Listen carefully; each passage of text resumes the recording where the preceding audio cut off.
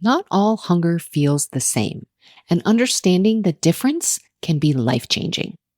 Today, we're exploring the distinct qualities of physical and emotional hunger, not so you can judge which is right or wrong, but so you can have the information you need to respond in ways that truly serve you. So let's dive in to our continuing series on hunger. Welcome to Binge Eating Breakthrough, the podcast to help you stop feeling out of control around food and build trust with your body. If you've tried everything but still feel stuck, you're not alone. I've been there too. I'm Jane Pilger, and I'm here to help you see binge eating in a new way so you can finally break free. Each week, you'll get the tools and insights to create peace with food and your body. Your breakthrough starts now. Hello, trusted listener. I consider you a trusted listener because I trust that you are here to gain deeper understanding, not simple rules or quick fixes. I trust that you're ready to explore the nuances of hunger in a way that honors the complexity of your experience with food and your body. So today we're diving into a question that comes up a lot in the work that I do, and it's this question: what is the difference between physical and emotional hunger? But before we go there, I want to be really clear about why we are exploring this distinction. We are not talking about this so that you can create a rigid rule that says you should only eat when you're physically hungry and never eat when you're emotionally hungry. That kind of black and white thinking is exactly what keeps people stuck in cycles of restriction and binging. We're exploring this so you have information about what your body and your emotions are communicating to you. Information that can help you respond in ways that truly serve you and your body. So both physical and emotional hunger are valid. Both are normal, and both are part of the human experience. But here's where we want to get really clear. They often need different types of responses to actually be satisfied. And when we can really understand what we are experiencing, whether it's physical or emotional hunger, we can choose how to respond rather than feeling confused or out of control or at the mercy of our urges. Now, before we go any farther, if you are someone who doesn't get hunger signals at all, and you're thinking, this is nice, I don't even know, I don't get hunger signals, don't worry, we will address that in a future episode in this series. So today is for those of you who do experience hunger, but you want to understand the different types you might be feeling. You might get confused. It's like, I'm hungry, I want to eat, but I don't know. I don't know if this is physical hunger. I don't know if it's emotional hunger. I don't know what the difference is. I don't know how to distinguish. I'm really so confused. That's what today's episode is about. So let's start with physical hunger. Physical hunger is your body's way of asking for fuel, for nourishment, for energy. It's typically gentle. It has a gentle, gradual quality to it. It starts slowly, it builds over time. So here's an analogy you can think about. Think about a rainstorm. One of those rainstorms that starts with just a few raindrops. There's some clouds in the sky, but maybe there's still some sun shining through. The raindrops might build with time, gradually becoming a fuller rain. Sometimes it develops into a bigger storm if you don't respond to those early signals, those early raindrops. But sometimes it's just a light drizzle. It comes and goes. We've all experienced that type of rainstorm, right? It's like you look outside, oh, maybe it might rain, it might not. Oh, look, there's some raindrops, and then it's gone. Hunger can happen that way too. Sometimes, though, it's not like that. Sometimes the the clouds come in, the rain builds, you kind of ignore it, the rain builds, and then all of a sudden what was a sunny day is now a full-on rainstorm. So that is physical hunger. It starts quietly. It's often a subtle sensation in your stomach or maybe a gentle decrease in energy. It builds gradually over time. It's patient. It can usually wait a reasonable amount of time without becoming urgent or overwhelming. Physical hunger can typically be satisfied by a variety of different foods. Your body is asking for nourishment, not necessarily something specific. Now, you might have a craving for something specific, but generally physical hunger can be satisfied by a variety of different foods. And once you eat in response to physical hunger, it feels satisfied. Now, emotional hunger, on the other hand, it's like those storms that come out of nowhere. 1 minute, it's sunny and calm, and then all of a sudden, the wind starts churning, the skies open up, and there is this intense, immediate storm. Emotional hunger often comes on quickly and feels urgent. It usually wants something specific, often foods that provide comfort, sweetness, or that dopamine hit. And it has this quality of, I need this now. And I need this, it's often one particular food. I need this one thing now. The felt sense in your body between the two is also different. Physical hunger is usually felt in your stomach area as a gentle emptiness or a rumbling.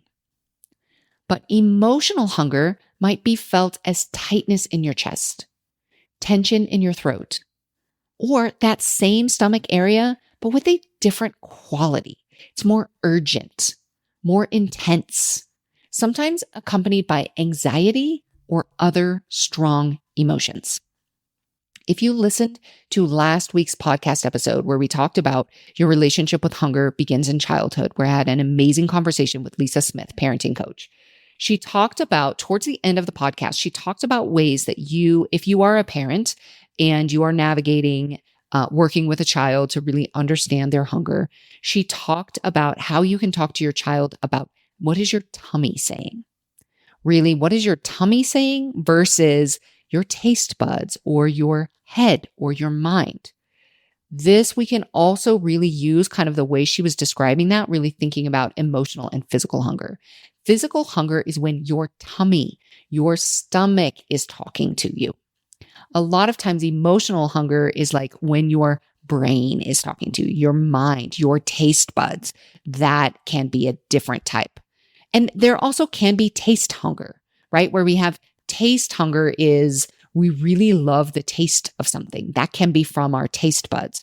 Emotional hunger can be more kind of from the mind of, I'm really looking for this food to satisfy an emotion or to kind of cope with an emotion, maybe to cover an emotion up. So let me share a story with you that really helped me to understand this distinction between physical hunger and emotional hunger. So I remember so clearly when I first started paying attention to these different types of hunger. I went to visit a friend in the hospital. She had just had a baby. And before I got there, I had eaten lunch and I wasn't hungry at all. I was very satisfied. I was really excited to see her and to meet the baby. So I went and I visited her. And as I left the hospital, I remember walking to my car and suddenly feeling this tension in my stomach and this immediate, intense desire to go to the convenience store down the street and buy a snack. And because I was starting to pay attention to my hunger signals and really distinguish the difference between physical and emotional hunger, I was aware of just how quickly this had come on. And I was surprised at how much my emotional hunger felt like physical hunger in terms of the location in my body.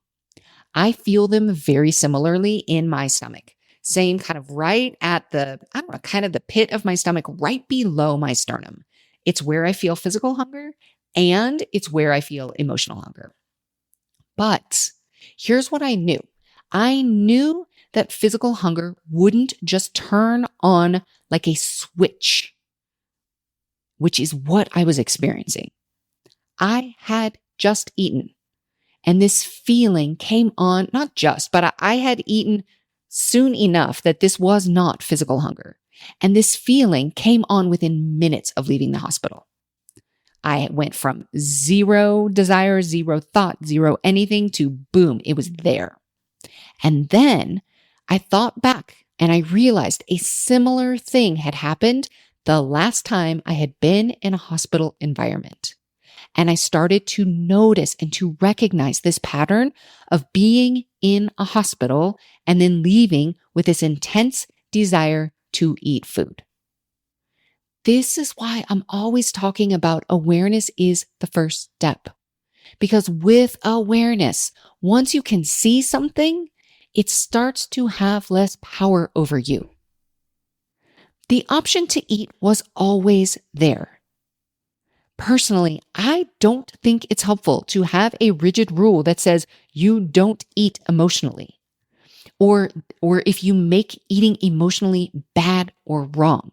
That is just going to add judgment onto it. So yes, I could have, but I also knew that if I ate emotionally in that moment, I would likely have a hard time stopping. And my brain would keep offering up more food as a solution to whatever I was feeling. I knew my pattern. If I stopped for that one snack at the gas station, it would not have ended there. I probably would have bought 2 there. Then I would have gone to the next one. Then I would have gone to the bakery. Then I would have gone to the grocery store. I would have gone into my pattern. So instead of doing that, realizing what was happening, I looked for alternate ways to allow my emotions, naming them, allowing them to be part of my experience, taking some deep breaths, reaching out to friends or loved ones, going for a walk, anything to send a signal of safety to my body and to address what was actually happening underneath the surface. So I want you to hear this. Emotional hunger is not bad or wrong. And in fact, eating for emotional reasons is completely normal and natural. Think about it. We celebrate with food. We comfort ourselves with food. We connect with others over food. Food has always been more than just fuel for humans. So we don't want to make emotionally eating bad or wrong.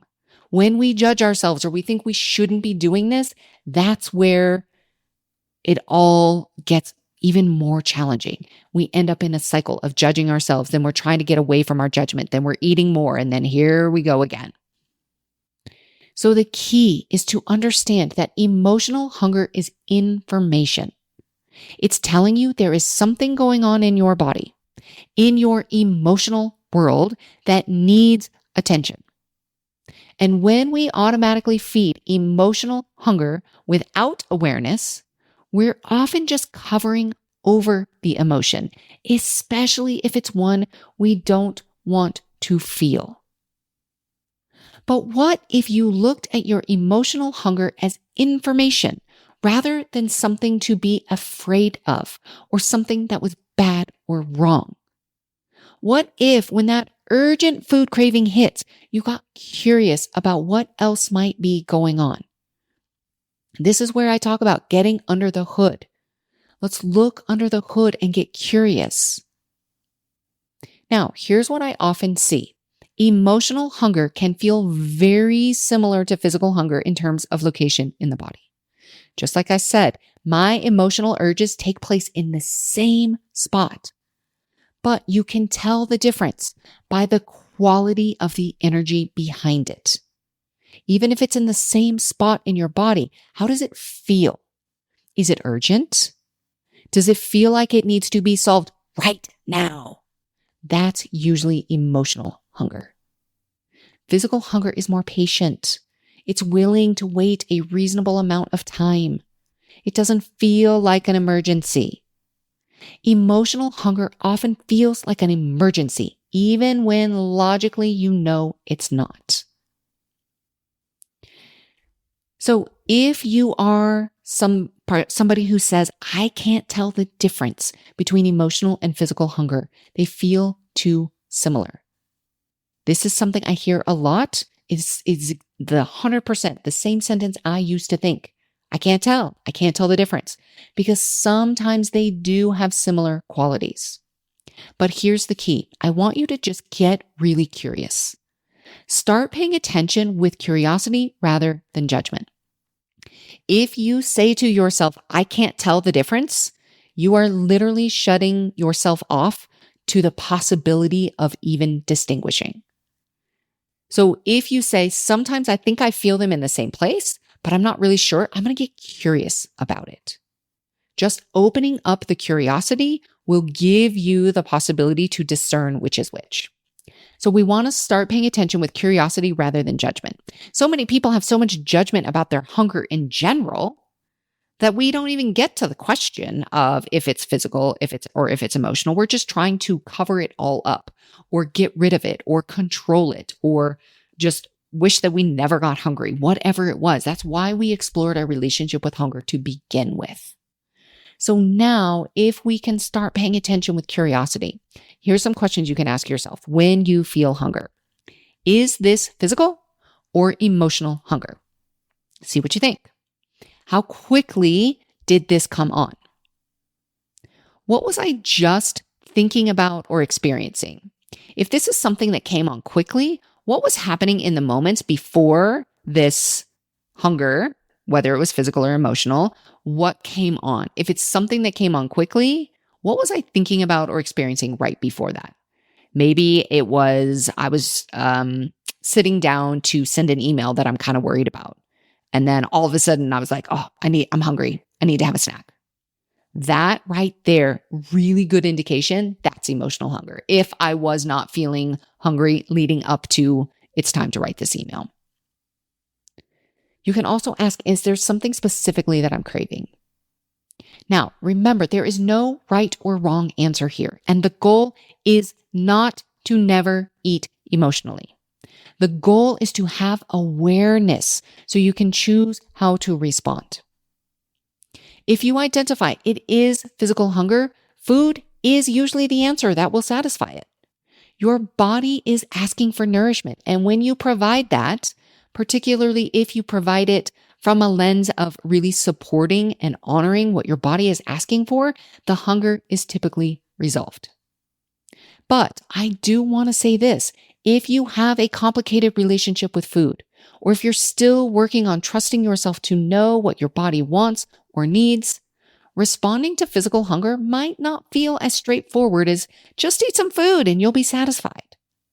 If you have a lot of food rules or you're used to relying on external things to decide what to eat, like calorie counts, meal plans, or good and bad food lists, trusting your body's signals can feel overwhelming or confusing. And this is understandable. If you've been disconnected from your body's signals for a long time, rebuilding that trust takes time and patience.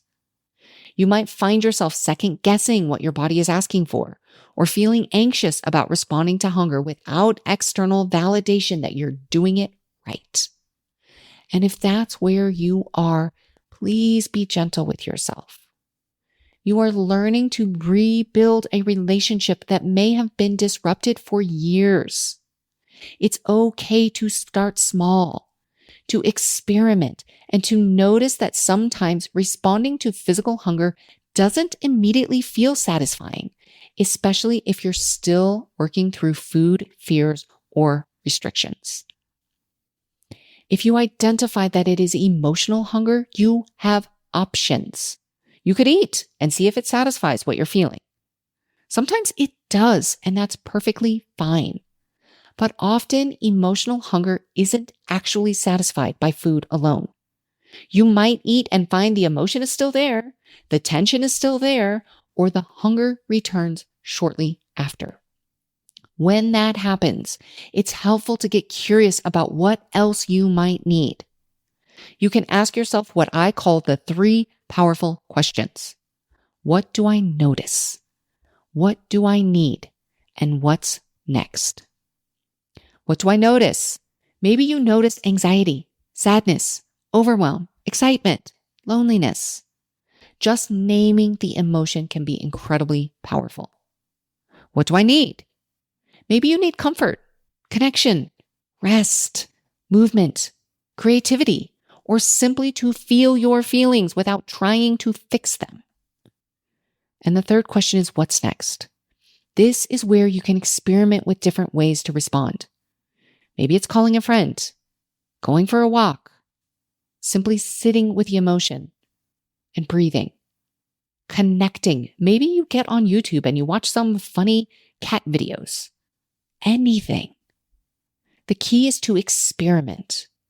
Try eating and see how it feels. Try other responses and see how they feel. There is no perfect way to handle emotional hunger. There is only what works for you in that moment. And please remember this, both types of hunger are giving you information. Physical hunger is your body's way of asking for nourishment. Emotional hunger is your body's way of asking for attention to your emotional world. Both are valid forms of communication from your body. Your body is always communicating with you, and hunger, both physical and emotional, is one of the ways that it does that. And the more you can listen with curiosity and respond with kindness, the more you'll be able to trust these signals and use them to take better care of yourself. So this week, I invite you to simply notice. When you feel hungry, get curious about what type of hunger it might be. Notice the quality, the urgency, the timing. Notice what you're craving and how quickly it came on. And remember, this is all information. It's not judgment. There is no perfect way to do this. There is no test you need to pass. There is just your experience and your willingness to pay attention to it with kindness and curiosity. Now, next week, we're going to explore what to do when you don't get hunger signals at all. Another common experience that can feel confusing and frustrating. But until then, remember, your body is always trying to communicate with you. Learning to listen is one of the most loving things you can do for yourself. I'll see you next week. Thank you for listening to Binge Breakthrough. You can find the show notes and any resources mentioned at bingebreakthrough.com. If you like this episode, subscribe to have future episodes delivered to you each Wednesday. And remember, your 5-star rating and review will help others discover these life-changing concepts. See you next week.